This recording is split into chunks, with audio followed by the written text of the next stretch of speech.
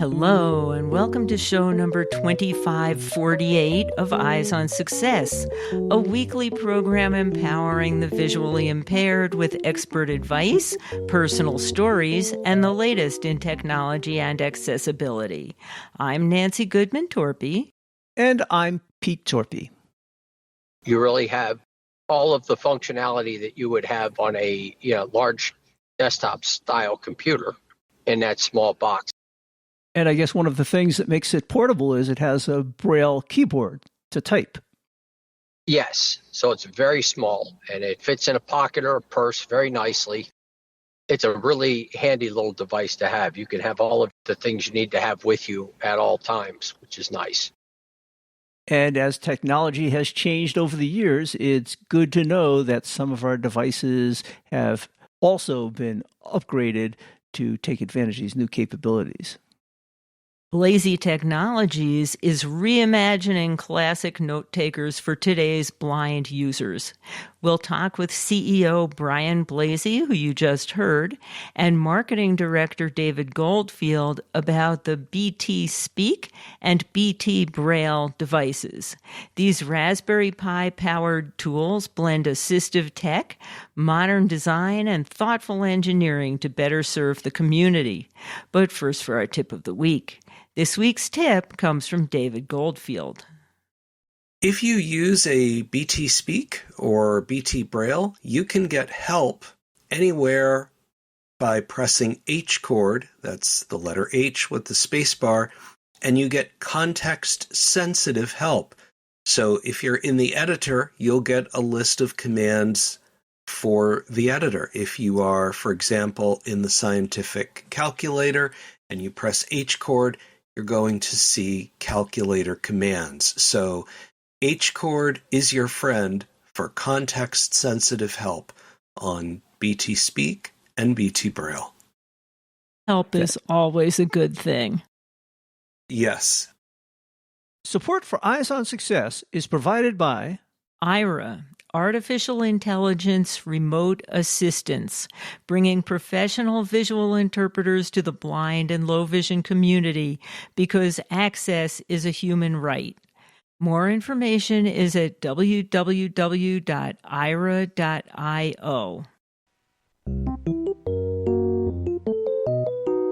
You are listening to Eyes on Success. Success, success, success, success, success. Let's start by meeting Bryan and David. We have two guests with us today, and I thought we could start out, Bryan, by having you introduce yourself and tell a little bit about yourself. Hello, I'm Bryan Blazie. I am the CEO of Blazie Technologies. Many of you may have met me when I was working with my father at Blazie Engineering in the 90s and early 2000s. And your father is Dean Blazie, whom we've spoken with several times on the show before. Yes. And David, tell us a little bit about yourself and what you do. Sure. Hey, everyone. I'm David Goldfield, Marketing Director for Blazie Technologies. And like Bryan, some of you might remember me because I also was with Blazie Engineering starting in the early 90s into 1998. And that was what launched my career in this field. And David, I understand you have a visual impairment, correct? That is true. I am blind due to Leber's congenital amaurosis. So you're in a good position to talk about these products. Yeah, because I use assistive technology in my daily life. I don't just work with it and then go home. I work with it and go home and continue to use it, including the Blazie Technologies products. Support for Eyes on Success comes from our listeners and corporate sponsors. For more information about airing promotional items on the show, send an email to hosts@eyesonsuccess.net. This week's focus topic is the company Blazie Technologies and the products they make to serve the blind community. Well, I thought we'd jump right into it since we have a lot to talk about today. I want to talk about some of the new products that you're introducing. But first, I wanted to talk a little bit with Bryan about the history of the company. You said you work with your dad, who was kind of one of the pioneers in putting together Braille note takers of all sorts in the 80s. And you must have been in the basement there with him when he did some of his first prototypes. Tell us a little bit about the old company, and we can talk about how it transitioned to the new company. I have to tell you that the older I get and the more I'm able to reflect upon my life, the more I realize just how wonderful a father he was and how ambitious a businessman he was. My father met Tim Cranmer when he was very young, and Tim was the inspiration for a lot of the product development that Blazie Engineering did, and Maryland Computer Services before that, and Blazie Enterprises even before that. And Blazie Engineering became very successful when we sold the business in 2000. We were the largest manufacturer of blindness technology in the world, blindness being Braille products, not including low vision. We sold it in 2000 to what became Vispero Technologies. And many years later, my father and I were standing around talking about a sermon that we had just listened to. And the priest had said that you'll know you're doing God's purpose for you when you feel completely fulfilled. And in the parking lot, my father said, I haven't felt totally fulfilled since we stopped making computer products for the blind. Why don't we do it again? It had to be tough to give up that business in the early 2000s because it was very popular. It was. It was not something that we wanted to do. It was an opportunity that fell in our lap. And, you know, the old adage, everything's for sale at the right price. And this person wanted it a lot more than we did. Mm-hmm. And we really didn't have a choice. So it must have been interesting to start the company over again in a new name because you didn't have any of your developers anymore, your distribution channels, etc. How did that all work out? Well, my father and I never quit tinkering with electronics and particularly Raspberry Pis over the past, 5 to 10 years. And they came out with a board that we looked at and thought, wow, we could make a Braille and Speak out of that. And that's what we set out to do. And when was this? That would have been about 4 years ago. And your dad did a similar project with the National Braille Press to try to develop some kind of note taker, right? Well, we were part of the Braille to Go team, acting as consultants to Bryan McDonald on that project.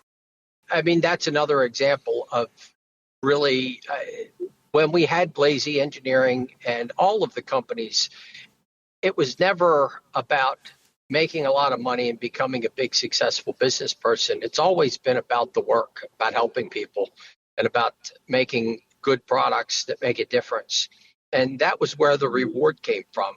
So even though we were able to retire and essentially do, whatever we felt like doing, we lost our mission in life. We didn't feel like we were really doing anything worthwhile. So we decided that we'd looked at the technology that's currently out there and thought that things were really stagnant. And they needed somebody to come in and be innovative and go in a different direction. So that's where Blazie Technologies was born. Just to clarify, the original company that your dad, Dean Blazie, founded was Blazie Engineering, and the new company is Blazie Technologies, and he's still somewhat involved, right? Absolutely. In fact, I'm in my car right now driving down to meet him. So in the meantime, technology's certainly changed in the intervening years, and I guess this gives you the opportunity to sort of almost start things from the ground with a fresh start and make some really interesting devices. Tell us a little bit about that and what it took to get this going again under new auspices. Well, we started with we wanted to make something like the Braille and Speak, and we based the original design on the Raspberry Pi board. and came out with the BT Speak that we sell today. And the BT Speak is a note taker that has voice feedback. Yes, the Raspberry Pi compute modules are very powerful little computer, single board computers. It runs the Linux desktop as well as the a Braille and Speak like mode, a modern Braille and Speak like mode. We call it Blazie mode. So you've got both options in a single, very small package. To design the package, I started with I believe it was an iPhone 14 outline. I measured the length and the width, and I said, okay, it has to fit into this. Wow, that's tiny. That's nice. That's where we started. It's a little thicker because we wanted to have a lot of battery life. That was the original product. And when did you start selling those? March of 24 was the first ship dates. So essentially, people have a very portable, simple note taker, but they also have a desktop type computer inside this portable device. Yes. So you really have all of the functionality that you would have on a large desktop style computer in that small box. And I guess one of the things that makes it portable is it has a Braille keyboard to type. Yes. So it's very small and it fits in a pocket or a purse very nicely. It's a really handy little device to have. You can have all of the things you need to have with you at all times, which is nice. So does it have a physical Braille keyboard with buttons or like a virtual keyboard on a touch screen? Physical Braille keyboard with real key switches. That was very important to my father and I, that it have a nice feeling keyboard. Much as I like my iPhone, it's nice to have real buttons sometimes. So this device is small enough to stick in your pocket. I assume there's a mechanism where you can disable the keys so that you're not accidentally pocket typing? Absolutely. It has a sleep mode that does exactly that, disables the keyboard. And now, that wasn't so long ago. That was in 2024, but I understand you're ready to launch your next series of products. Can you tell us a little bit about that and what led to the genesis of that? Yes. The market speaks and we try to listen. People made it very clear to us that they like the concept of the product, but they want a Braille display. Braille is what most people want to have. They like the silent operation. And even though on paper the numbers are the same as they used to be, the raw cost of the product hasn't gone up. So in relative terms, the Braille display products have gotten a lot cheaper because the prices have stayed the same in spite of inflation. So people can afford to have Braille displays today. And essentially what our two new products are is a 20-cell and 40-cell version of the current product with the Braille display.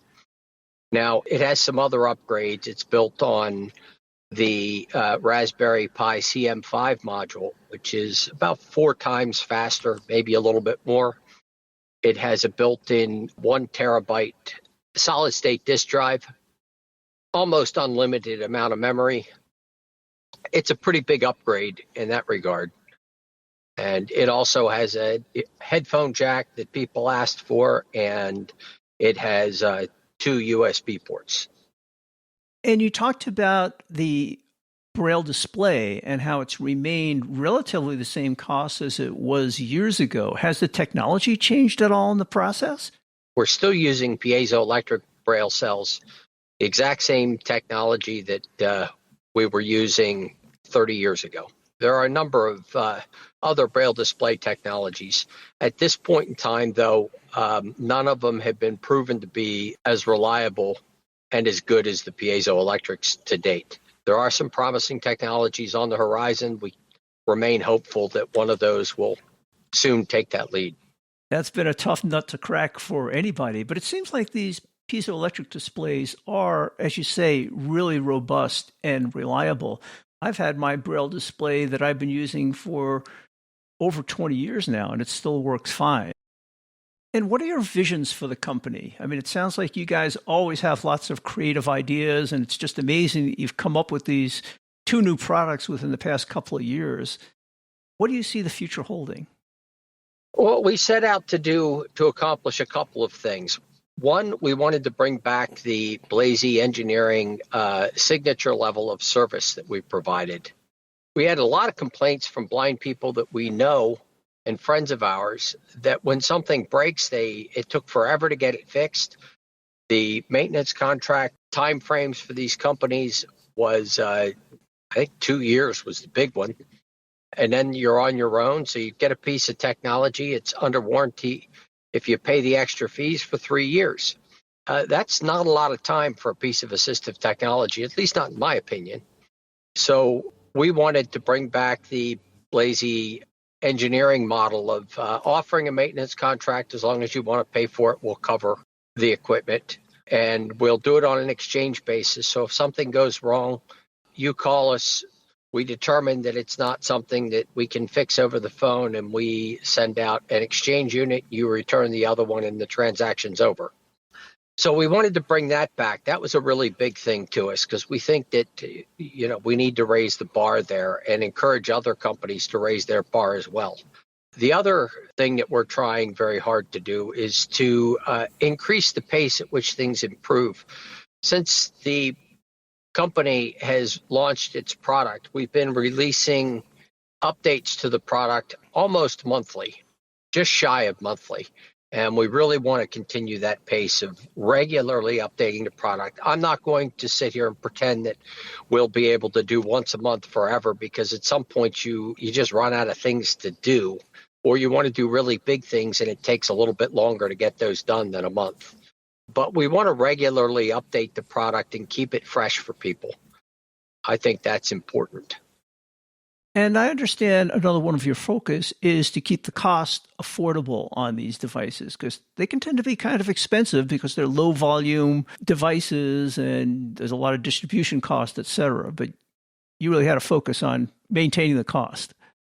Well, that is something we wanted to do. We certainly don't want to be, the most expensive guy out there, but we're not producing low-end product. We are using piezoelectric displays, which are the most expensive of the Braille displays. They're the highest quality. You're getting what you're paying for. And we're doing a lot of things that, we're not cutting corners. So I'm well aware that there are less expensive product out there, but I don't think that they're offering the same thing that we're offering. We want to charge a fair price and provide an excellent product. So I understand there's a couple other Blazies involved in Blazie Technology. What are their roles? Yes, I have two brothers, and at some point we decided that we would make this a family endeavor, and my two brothers joined in. Oh, that must be great to be working with the whole family together on a project that's doing good for the world and that everybody's having fun at. It is. We're all having a good time doing this. Well, it sounds like this must be a very rewarding project for you and your dad, both in terms of the service you're providing to people and just the ability to tinker around and use the tools that you are very good at. Must be fun, too. Yeah, we're having a great time. It's been a challenge. When you're releasing a new product out of a very small company like this, the product release time is like birthing a child.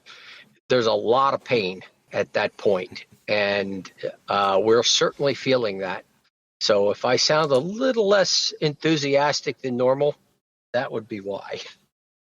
So, David, is there anything you want to add about some of these products that Bryan may not have told us about, or talk about the launch of your new product? Yeah, so as Bryan said, the BT Speak is our flagship product, and that's not going away. That's still available. And what's really great is that all of the software and all of the applications that we have in the BT Speak are going to be in BT Braille on day one. And I can just go over that really quickly. So the BT Speak and, of course, the BT Braille are going to have a clock and a calendar. We have an appointment calendar, which can optionally sync with your Google Calendar if you want it to do that. It has a phone book for your contacts, and it can optionally sync with Google Contacts. Again, if you want to do that. If someone doesn't use Google services, that's okay, because you can store your calendar and phone book information on your BT Speak or on the upcoming BT Braille. It has a full scientific calculator, stopwatch, countdown timer. We have a voice recorder. We have a Google Drive app. We have a radio tuner where you can listen to over 50,000 radio stations. I think it's around 52,000. That'll keep you busy. I think it would. Yep. We have a Pandora app for U.S. residents for music, for people who might want to use that service. We have a YouTube streaming app. And we do have a podcast app that we just added a few months ago. So if someone wants to listen to Eyes on Success, they can do that right on their BT Speak or their BT Braille. We also, a few months ago, added NFB Newsline. So you can listen to all of your favorite newspapers and magazines. It's got actually 2 dictionaries, including the Wiktionary dictionary from the same folks who produce Wikipedia. And speaking of which, it does have a Wikipedia app as well. It has a weather app, an AI chat app where you can ask questions and get responses from ChatGPT, including ChatGPT 5. We have a BT Learn app for people who want to learn more about how to read the new UEB code, United English Braille. And this is not in the product at the time of this recording, but we will soon be releasing a coding app for people who want to learn more about programming with Python. It's important to mention that because the BT Speak is open for people who want to write code for it and want to write programs for it and share those programs with the community. So if you have BT Speak or BT Braille and you have some development knowledge, or maybe you don't have any development knowledge, but you'd like to try your hand at it, the BT Code app will be able to help with that. And we also do have some games, including Hangman and Blackjack and Simon. And as Bryan mentioned, it does have, for people who would like to use it, a full desktop. And he mentioned the 2 web browsers, that's Chromium and Firefox, the Thunderbird email program, and the full LibreOffice suite. The BT Speak has all of that now. The BT Braille is going to have all of that on day 1 of launch, and we are taking pre-orders for BT Braille. We don't have a lot of pre-ordered slots left, but for people who want to pre-order, they can do that, and they can pay a certain amount of money down prior to the product shipping, and then the rest of the balance when the product does ship. The BT Braille 20-cell version is going to be $4,495. And the BT Braille 40 is going to be $64.95. And the advantage of pre-ordering and being what we call an early adopter, there are several, but one of the big advantages is that the early adopters will be able to get in on the ground up with this new product and provide us feedback and guide the development of the product. Well, these sound like some very powerful yet flexible devices that one can use in a variety of manners and should be very useful to people. Great job. Thanks. We'd like to think so. Thank you. Thanks for having us. I appreciate it. You are listening to Eyes on Success. Success, success, success, success, success. Now for this week's final item, how to learn more about Blazie Technologies and their products, as well as how to contact them. Well, David, tell people how they can find out more about some of the exciting products that you're now selling and will be selling soon. No worries. There are several ways you can reach out to us. First, you can give us a call. We're happy to take your questions at 772-214-1414. 888-888-1616. You can email us if you have questions. The email address is info, I-N-F-O, @blazie.net. Blazie is BLAZIE.net. And of course, you can visit us on the web. You can read all about our products, download product manuals and product tutorials and demos at Blazie Tech. That's BLAZIETECH.com. Do you also have a social media presence? Oh, we have several. So depending on what social media you want to meet us on. So we're on X, formerly known as Twitter, with the handle @Blazie Tech. We're also on LinkedIn and Facebook. They're rather long URLs, but if you're on LinkedIn or Facebook, if you look up Blazie Technologies, you will surely find us. And if you're on Mastodon, our handle is @BlazieTech @tweezcake.social. That's TWEESECAKE.social. That's @BlazieTech @tweezcake.social. In case you missed any of that in the audio, you can find it in the show notes for episode 2548, as usual. And I want to remind our listeners that we now have the Co-Browse AI agent integrated onto Eyes on Success, so you can use this agent either in a text chat mode or in a voice interactive mode to find shows of interest, get summaries of shows, play shows, etc. So check it out and let us know what you think about it. It is a work in progress, and we'll feed back all of your results and thoughts to the developer so it can continue to be improved. That's it for today's show. Next week on Eyes on Success, we'll be talking with Karina Comer, who turned her enjoyment of baking as a child and her passion for helping others into a thriving vegan Scandinavian-style bakery in Oregon that employs and empowers disabled workers. We'll talk with her about overcoming blindness, navigating pastry school, and building a business rooted in accessibility, resilience, and community impact. Thanks for joining us this week, and we look forward to catching you again next week. You've been listening to Eyes on Success, hosted and produced by Nancy Torpey and Peter Torpey. You can access the full archive of previous shows, subscribe to the podcast, and much more by going to our website, www.eyesonsuccess.net. If you have questions about anything you've heard on the show or have suggestions for future shows, send an email to hosts@eyesonsuccess.net. Thank you for listening and have a nice day.